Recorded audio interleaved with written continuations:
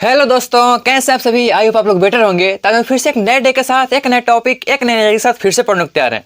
आज हम topic cover करेंगे खिलजी वंश। इससे पीछे हम लोग गुलाम वंश के बारे में पढ़े थे। गुलाम वंश में हम लोग कुतुब बिन ऐबक से लेके और शैम्बुन कैमूर्स जो कि लास्ट शासक हुए थे यहाँ तक पढ़ लिए। तो गुलाम वंश का कुल 3-4 वीडियो हो चुका है। आप लोग नहीं देखो तो देख के आओ, काफी इंटरेस्टिंग है, काफी नॉलेजेबल है। उसके बाद ये काफी अच्छी तरह से समझ में आएगा। समझ में क्या आएगा, आपको थोड़ा सा इजी हो जाएगा डेट याद रखने में। ठीक है, ये कब से कब तक कौन वंश रहा और कब तक कौन राजा बने, ठीक है, या फिर कौन राजा बना तो कब बना। चलते हैं बोर्ड पे, देखते हैं। सबसे पहले आप लोगों का बहुत बहुत स्वागत है आपका अपना चैनल डिफेंस क्लास पे।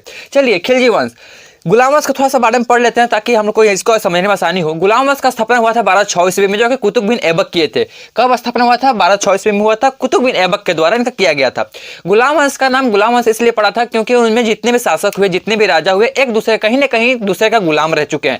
जैसे कुतुब बिन ऐबक ही ले लो, कुतुब बिन ऐबक जो मोहम्मद गोरी के गुलाम थे। ठीक है, तो इस प्रकार से जितने भी शासक हुए एक दूसरे का गुलाम ही थे। ठीक है, तो इसलिए उनका नाम गुलाम वंश पड़ा। ठीक है, और गुलाम वंश रहा कब से कब? तो 1206 ईस्वी से लेके फिर 1290 ईस्वी में इसी का स्थापना हो गया, यानी कि लगभग 84 साल जो है सो गुलाम वंश रहा है। गुलाम वंश में कितने शासक हुए? सबसे पहले था कुतुब बिन ऐबक जो कि स्थापना करने का काम किए। उसके बाद उनके बेटे हुए आराम शाह, ठीक है, जो कि निकम्मा निकल गए थे, गधा निकल गए थे, तो कोई काम का नहीं थे। तो उसके बाद जो है कुतुब बिन ऐबक का जो दामाद हुए थे इल्तुतमिश, जो कि कुतुब मीनार का पूरा करने का काम, अच्छा कुतुब मीनार के नींव रखने का काम कुतुब बिन ऐबक किए हुए थे, लेकिन पूरा करने का काम इल्तुतमिश किए हुए थे। ठीक है, तो उसके बाद वो होते हैं। उसके बाद आते हैं रुकनुद्दीन फिरोज, कुतुब बिन ऐबक के बाद, सॉरी इल्तुतमिश के बाद। उसके बाद आते हैं रजिया बेगम, रजिया सुल्तान। उसके बाद फिर आते हैं कौन? रुशुद्दीन महमूद। उसके बाद बलवन। उसके बाद लास्ट में आते हैं शैम्बुद्दीन कैमूर्स। इसके बाद हो जाता है गुलाम वंश खत्म। उसके बाद होता है खिलजी वंश आ जाता है। तो खिलजी वंश जो रहा वो 1290 ईस्वी से लेकर 1320 ईस्वी तक रहा। लगभग कितना रहा? 30 साल रहा। लगभग 30 साल जो है खिलजी वंश रहा है। अच्छा, हम लोग खिलजी वंश गुलाम वंश पढ़ के आ रहे हैं। तो दिल्ली सल्तनत, आपको पता होगा दिल्ली सल्तनत का नाम सुने होंगे। दिल्ली सल्तनत जो है उसमें 5 साथी वंश रहे हैं। दिल्ली सल्तनत पे 5 वंश जो है राज कर पाए। तो जिसमें कि सेकंड वंश जो था वो खिलजी वंश था और पहला वंश था गुलाम वंश। तो सेकंड वंश हम लोग स्टार्ट कर चुके हैं, देखते हैं क्या है। चलिए, तो खिलजी वंश जो है 1290 ईस्वी से लेकर 1320 ईस्वी तक रहा, लगभग 30 साल। इसका स्थापना कब हुआ था? 13 जून 1290 ईस्वी को। खिलजी वंश का स्थापना कब हुआ? 13 जून 1290 ईस्वी को। अच्छा, स्थापना करने वाला थे कौन? मतलब खिलजी वंश का कौन स्थापना किया? तो उस समय जो स्थापना खिलजी वंश का स्थापना करने वाला काम किए थे वो जलालुद्दीन फिरोज खिलजी किए हुए थे। आप लोग देखना, खिलजी वंश में जितने भी शासक हुए हैं वो उनके लास्ट में खिलजी लगा हुआ है, ध्यान रखना इस चीज को। ठीक है, जैसे कुतुब बिन ऐबक में गुलाम तो लगा हुआ नहीं है, लेकिन कुतुब बिन ऐबक किसका है? किस वंश का शासक है? गुलाम वंश का। लेकिन आप लोग खिलजी वंश का याद रखने में थोड़ा आसानी हो जाएगी, क्योंकि जितने भी राजा हैं, जितने भी शासक हैं, उनके लास्ट में खिलजी लगा हुआ है। तो इसी प्रकार से खिलजी वंश का स्थापना करने का काम जलालुद्दीन फिरोज खिलजी किए हुए थे। अच्छा, ये जो थे, अच्छा इससे पहले जो था दिल्ली था, मतलब दिल्ली सल्तनत का राजधानी जितने भी शासक हुए, जैसे कुतुब बिन ऐबक हुए या फिर शैम्बुद्दीन कैमूर्स हुए, इल्तुतमिश हुए, जितने भी हुए वो अपना राजधानी को दिल्ली रखे हुए थे। लेकिन ये क्या करते हैं कौन? जलालुद्दीन फिरोज खिलजी कि किलो खरी को अपना राजधानी बनाते हैं। किसको बनाते हैं? किलो खरी को अपना राजधानी बनाते हैं। दिल्ली को ये बदल देते हैं, दिल्ली से बदल करके किलो खरी चले जाते हैं। अच्छा, इसका दुर्भाग्यवश क्या हुआ कि 1290 में दिल्ली खिलजी वंश का स्थापना तो कर दिए, लेकिन 1296 ईस्वी का टाइम वो आता है, 1296 ईस्वी का टाइम आता है, जो कि इनका खुद का भतीजा और खुद का दामाद दोनों मिलकर इनका हत्या कर देते हैं। और उसी में से एक था अलाउद्दीन खिलजी। आप लोग का नाम सुने ही होंगे, कितना भयंकर आदमी था। ठीक है, तो अलाउद्दीन खिलजी जो है इनका क्या करता है कि मार पीट देता है, मतलब हत्या कर देता है। तो 1296 ईस्वी में इनकी हत्या कर दी जाती है। किसके द्वारा? इनके दामाद और भतीजा था इनका कौन? यह अलाउद्दीन खिलजी। ठीक है, मैं भी हो सकता है दामाद भी हो, लेकिन लास्ट में खिलजी लगा हुआ है, इसलिए हम बोल रहे हैं उसका भतीजा था। ठीक है, तो दामाद और भतीजा मिलकर इनका जो है त्याग कर देते हैं 1296 ईस्वी में। ठीक, अच्छा करते कहाँ है? कड़ामानिकपुर, जो कि प्रयाग में पड़ता है, यहाँ पे उनका जो है त्याग कर दी जाती है। किसका? जो स्थापना किए हुए थे जलालुद्दीन फिरोज खिलजी का। ठीक है, तो 1296 ईस्वी में हत्या इनका कर दिया था। उसके बाद शासक में आते हैं अलाउद्दीन खिलजी। आप लोग नाम सुने, अलाउद्दीन खिलजी पहले से क्रूर आदमी था, मतलब क्या बोले। चलिए, तो अलाउद्दीन खिलजी, ठीक है, ये जो है 12 अक्टूबर 1296, मतलब हत्या करने के बाद, ठीक है, 12 अक्टूबर 1296 ईस्वी में क्या कहता है, दिल्ली का सुल्तान बन जाता है। दिल्ली पे राज करना स्टार्ट करता है, राजगद्दी पे बैठ जाता है। कब? 12 अक्टूबर 1296, डेट याद रखिएगा।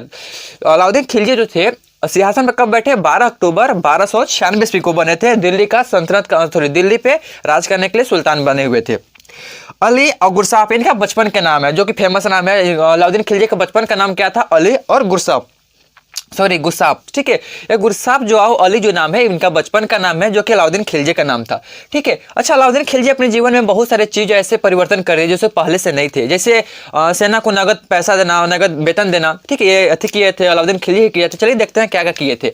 ये जो किए थे नगद वेतन देना स्टार्ट कर दिए थे।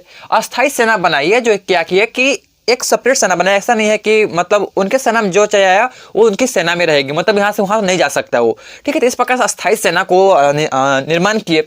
उसके बाद किए दिल्ली शासकों। अच्छा, अभी तक जितने में पढ़ाया, जैसे कुतुब नबक हो गए, इल्तुतमिश हो गए, जितने भी हुए, बलवन हो गए, रजिया सुल्तान हो गए, जितने भी चीज़ें, जितने भी शासिका हुए, शासक हुए, उन सब में सबसे बड़ी सेना था दिल्ली सल्तनत पर अभी तक, वो था अलाउद्दीन खिलजी का। यानी कि इससे पीछे जितने भी थे वंश थे, मतलब जितने भी राजा हुए थे, उनके पास इतनी बड़ी सेना नहीं थी जितने कि अलाउद्दीन खिलजी पास था।